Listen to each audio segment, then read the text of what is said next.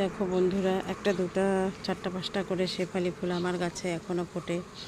এই যে ফুটেই চলছে, যবে থেকে নিয়ে লাগিয়েছি শেফালি ফুলটা তবে থেকে ফুটছে আর ফুটছে। মোটামুটি সারা বছরই মনে হচ্ছে ফুটছে, কিন্তু যেখান থেকে নিয়ে এসেছি সেখানে তো একবারই ফুটতো।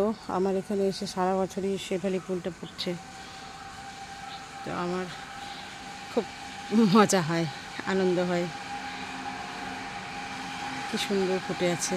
এই যে তারপরে এই যে হলুদ জবা অনেকগুলো ফুটেছে আজ।